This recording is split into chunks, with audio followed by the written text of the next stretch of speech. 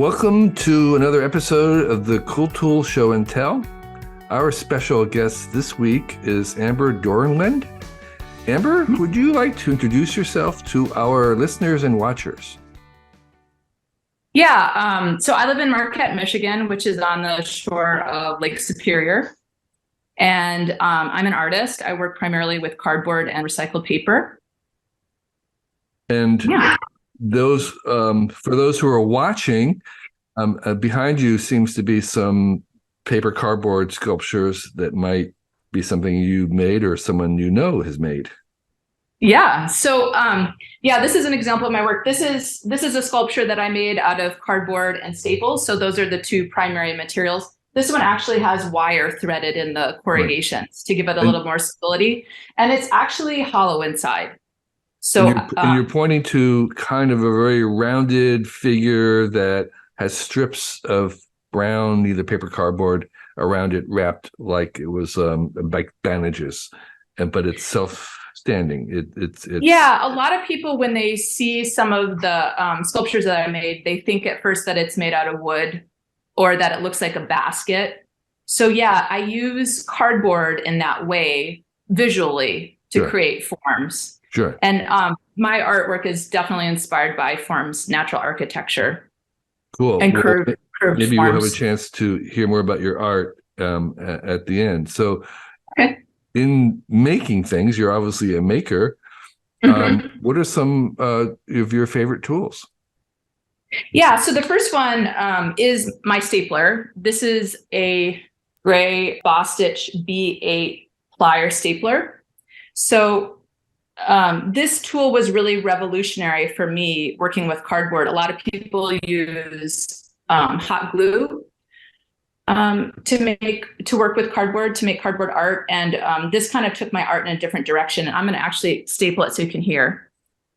And the thing that I love about this, would you say? I didn't hear anything. Is that part of it? You didn't hear it? Okay, I'll try again. Okay. Did you hear it that time? I did. It's very, very, very faint, but you're holding up what looks like a fairly heavy-duty hand stapler. The front end looks like a stapler you would see on a desk, but the back end is more like a handle, like a pliers, and it's dark gray and looks kind of heavy-duty. Is the sound special that you wanted us to hear? No, I just like the sound of it. Okay. Yeah, the only other, I've heard of people using this. A lot of pharmacists use this stapler to staple the prescription bag shut. I see. Okay. And you're not using a staple gun or, what we call staple gun, which is like it shoots a staple in. This is the kind of staple that has a back to it to close it. Right. Yeah, it actually has this plate that the staple hits and it wraps around. Right. Mm-hmm. So you need to always have some access to the back in order to make that work. Mm-hmm. Yeah, that's probably another reason that my artwork looks the way that it does, because I have to get the bottom part of the stapler in there to secure the staple. Right. Mm-hmm. And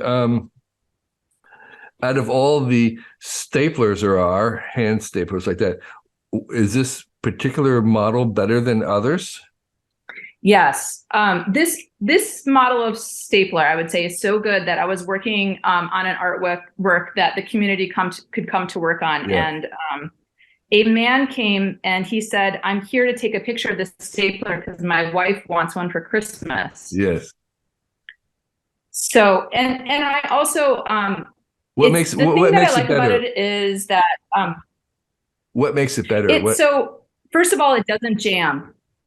And if it does jam, I just staple it really hard and it clears the staples. It's able to handle a lot of material and to secure the staple. It also, the ergonomics are really good. It doesn't give me blisters. The paint has a little bit of, it's not super slippery, like just like maybe plain metal. So I don't get blisters from using it. And, I've stapled probably millions of staples with this. And my hands are still in good shape. And what is the name of it? So it's a Bostitch B8 plier stapler. Flyer Plier. or plier? Yeah, because Yeah, I plier think that means like a that, handle, right? yeah. And it takes a standard staple, or does it take a special staple? You have to use their staples. Is that Their important? branded staples. Yeah. Is that important that you use their staples? I think it's just the length. Like as long as you have, like I usually use 5/8 inch Okay. staples. So I haven't tried other kinds of conventional staples, but they seem to be like, you know, the ones that you use just in your office seem to be a lot shorter that Okay. people use. So you need to buy the Bostitch staples as well. Yeah. Okay. Mhm. So that's and you use it in your art where you are stapling fairly thick cardboard, or is it Yeah. I mean, I'm, you know, kind of just like corrugated cardboard? corrugated cardboard. I mean, you can staple paperboard for sure too. Yeah. Okay. But it works really well with cardboard. And just this is not about the tool, but why do you staple versus hot glue? That's a great question. I think for me, I think stapling is a different kind of fabrication that's more similar to like how we construct things in our human built world. We tend to use nails, and the way that the material comes together is different. You know, hot glue is the other kind of material that people use, and that's to me more analogous to welding. And this to me is something between a stitch with a needle and thread and a nail with a hammer. Okay. So there's something about, I don't know, there's something about this that I was attracted to, and I've just been going with it. Okay. But that's how I think about it. All right. Okay, good. Okay, so Amber, how about your second pick for a cool tool? Yes. So this is my second pick. This is a little case that I made for it with my stapler and cardboard. So this is a Teskey S240 type, and this is a tin snip. Uh-huh. It's made of metal, and it has an offset, very heavy lower blade. Right. So and it has a spring. I don't know what's the technical word for this, Kevin. You probably know. A compression spring. A compression spring between the two handles. So it's always popping open again. So when I'm going through like a piece of cardboard, it's really nice. Right. It keeps the tool above the material. Right.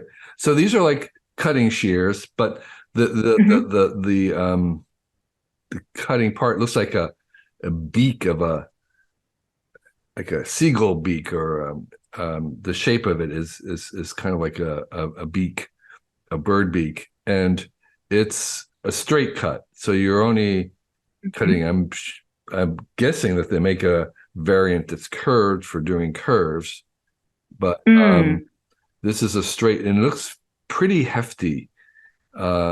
It's not a small thing, but it's not the biggest either. So it's about 8 inches, 9 inches, or something like that. Yeah, I would say 8. Yeah, 8 or 9. And as you said, the jaws on it, the blades are very robust. They're not thin. They're quite thick.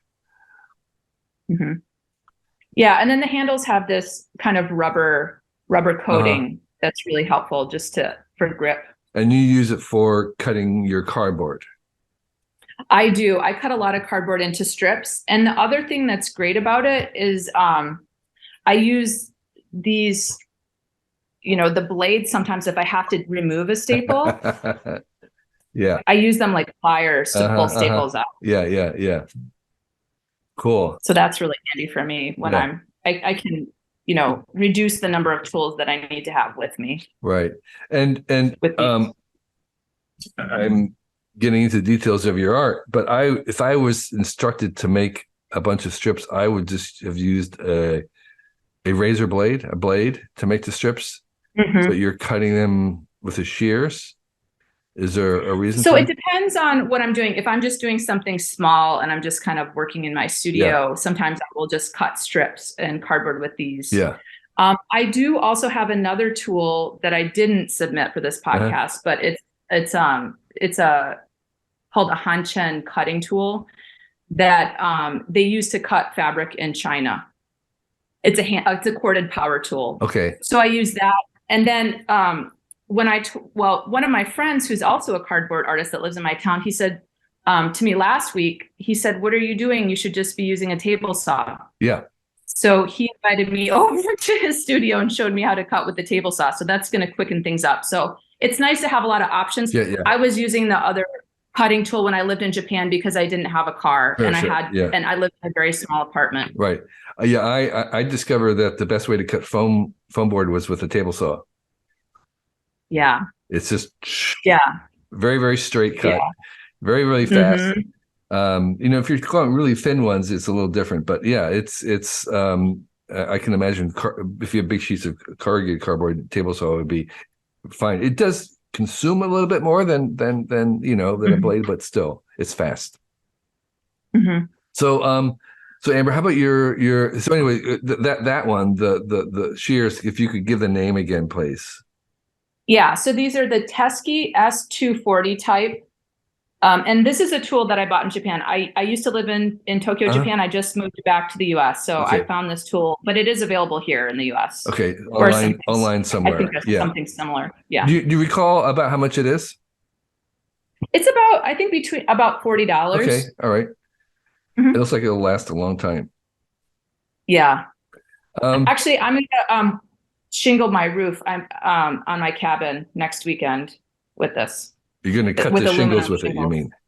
Yeah, the aluminum shingles. I'm pretty Oh, excited. the aluminum shingles. Okay. Yeah. Yeah. Uh, Yeah. Aluminum shingles.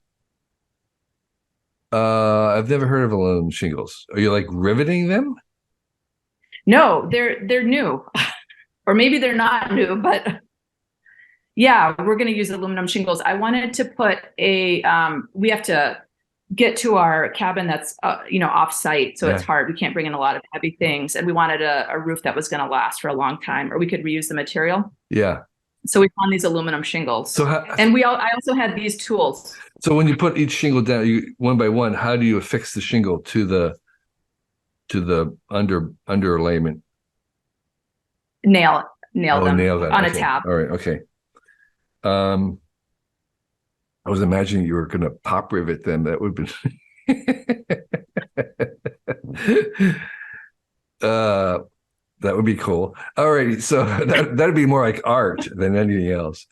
So Amber, what's your third tool? Okay, so this is a set of pliers called Nejisaurus. Oh, sounds like a dinosaur. And they do. That's why I like them. They have this very cool green textured covering over the handle that does, I don't know, it reminds me of, I don't know, dinosaurs and robots yeah. together. So what you're holding up for people is a fairly, again, hefty, what do I call it, kind of a snips, heavy, angular, it's not really rounded, kind of an angular pliers, heavy duty pliers with fat, stubby jaws. Yeah, and it has a little element for cutting wire. And the jaws So if I use have wire, little teeth. that's helpful. That's what's unusual to me. Yeah, it has teeth. If you can see, Yeah. there are teeth this way. Right. And then it's got a really cool set of teeth going the other way at the Right. tip. And they don't actually. So the tip is blunt. They don't actually meet. They don't. Okay. These are amazing for getting out stripped, screws. Okay. Gripping things head on and pulling them out. Right. Well, you have to grab something. Mm-hmm. Yeah, let me see if you can kind of see in there their texture. Oh, yeah. Okay. There's just the directions of the teeth run in two different directions by 90 degrees, or vertical and horizontal inside the jaw. Yeah. Okay. Look, so I can see why it's like a dinosaur. Yeah. So, and I think they make a couple different models. They're just a really Beautifully made tool, very functional, and yeah, Okay, I just love great. it. Okay. And then the last one, this is a more of a simple tool. This is a simple awl, and it's made of stainless steel and it has a wood handle. And this one I like sometimes. This is a tool that I've gotten. It seems to disappear. I don't know if people put them in their pocket. They end up walking home with them when I've worked on production, installing artwork and stuff, because they're like, oh, I didn't know I needed one of these. But sometimes when I'm poking holes, if I'm doing pattern making for some of my artwork, to thread it on, I don't know, what would you call this? Like a carabiner almost. A clip. Yeah. So I can organize my patterns. I use that. And it's also been really great. I have these, if I'm going to plant seedlings in the spring for putting holes in the bottom of recycled cartons, water drainage holes. It just does a really good job. Right. So what you're holding up isn't all kind of a standard awl, but it has a very distinctive tapered point on it. Oftentimes the awls are kind of more straight, like a rod, but this is a beautiful taper to it. And you can probably sharpen it, I'm sure, if you need to. Yeah. Yeah, it's nice. You can make a hole of whatever size you want because of the taper. And that's called a what? Well, this one is called Kawaguchi, but I think I sent a link to one that's almost identical. Okay. I don't know what brand, the one that I said that's available here. A lot of these tools are from Japan. Okay. But they have comparable ones here. Just the thing that I liked about it was the wood handle and the tapered shape of the well, that is very distinctive. Well, very nice. Well, Amber, thank you for those 4 fantastic hand tools, all of them. And this is a chance to talk about either your art or whatever your passion project is these days, something you want to share with our listeners. What would you like to tell? Yeah, I'll share with you.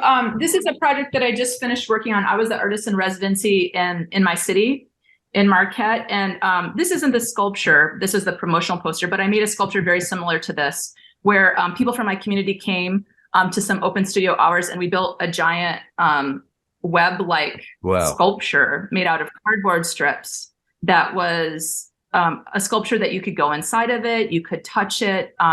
It kind of ended up having some very playful features. It's kind of like this giant dome, or people said, is this a wigwam? It's just a very big kind of marshmallow shaped sculpture. And then inside there are these structures, kind of these parabolic shaped columns that I made. And those are really fun. When I did this project last month, the kids that were working with me, they said, well, we want to go inside of those. So we cut them out so they could go inside. And then they started going inside, and they said, well, and they started making these, balls like these. So what was cool is they were making balls. You're holding up a ball of a really large beach ball size ball made out of cardboard strips that look kind of geometric, but not quite. They're kind of a little funky. Yeah, so they made a whole bunch of these balls, and then when they go in the sculpture, they kind of throw these around, and the columns turn into like basketball hoops almost. It's really fun. So that was kind of an interesting thing that happened from working with, inviting the public to work on the sculpture. There's certain things that happen that I don't always anticipate, and a lot of them are really amazing and interesting. And get everybody excited and inspired. And the cardboard that you're using, is it like from recycled cardboard boxes? Yes. I got all the cardboard for that installation from the local bike shops that I live near. So that cardboard from the bicycle shops is really nice. It's usually a double layer corrugated cardboard. And there's big sheets of it from the boxes. Yeah, I cut them down, and then I cut the strips up and bundle them into usually bundles of 50, and I have those available. When we're building. That's really great. And the kids are also able to use the stapler. Is the stapler, as you show, can a kid's fist or hand use the stapler? Yeah, I usually, it depends on the kid, but usually from about 8 years up, they have the hand strength to squeeze the stapler. Okay. That's one of the bummers. A lot of little kids loved playing in the sculpture and they really wanted to work with the staplers. They just don't have this hand strength yet a lot of times. So a lot of times they would work with an adult. Right. Or I would help them if they were really enthusiastic. Well, there are electric staplers. Yeah. I should check that out. There are electric staplers, and so maybe there's a version of it that little kids could use. There are, yeah. So I know there's staple guns, and I know there's electric rivet guns, but I know there's electric staplers as well. Okay. Yeah. I'll have to check that out. That would be really cool. I think from working on this last project, I realized how much interest there is from really young children. Yeah, yeah. And they might feel really empowered to be able to use a tool like that. And so would you send us a link to, if someone wanted to see more of your work and your community work, that would be helpful if you sent a link? Yeah, definitely. I'd love to send you. I have a link just to my personal portfolio website. And then, I'll put a video up on there of people playing in the sculpture if you want to see the sculpture that I talked about. Yeah, it reminds me of the bird's nest, that Chinese Olympic. Yeah, the Olympic pool. Sort of the same kind of seemingly random wrapping of interwoven parts that made kind of nest-like in a certain way. Yeah. Well, this has really been great, Amber. Thank you for taking time. I really appreciate it. Some great tool selections, things that I didn't know about. I'm now going to need to get that. Oh, it's particularly beautiful. So thank you for sharing those with us and your work. Yeah, thanks, Kevin. Sure thing. This year, our Cool Tools blog will be 20 years old, which means we've been posting something new every day for 20 years. It's only possible because of the very engaged and knowledgeable readers and listeners like yourself. You've kept this place going, and we are very grateful for you. With this idea of 20 years in mind, we decided to try an experiment this year, and I'm inviting our guests and listeners to join me on our Cool Tool Show and Tell, which is the program that you're listening to right now. So if you feel you'd make a good guest on this podcast and have 4 uncommon tools that you'd like to share with us, please sign up on our form on the website, and we'll see about inviting you. You must be comfortable talking on a video, and you need to have some tools that you can show. We record as you know, on Zoom. We do a YouTube version, a video version of it, as well as an audible version. Fill out the form if you're interested, and list your 4 cool tools, and we'll see if there's a good fit. The applications aren't guaranteed in any way, and we're looking at tools that are new to us and appropriate tools, and whether the times will work for you. So we're really interested in hearing from people all over the world, not just in the US, although the tools have to be available online, easily available online. And if you are a longtime listener, you kind of know what the definition of our tools are. They're very broad. They can be anything that's handy, from something in the kitchen to something you use to travel, to a workshop, to something professional that we may not know about. We're really interested in things that we don't know anything about. So this is an open invitation. We'll give it a try. If you think you make a good guest for this podcast, fill out the form. There'll be a link somewhere on our website. And we look forward to chatting with you. Thank you.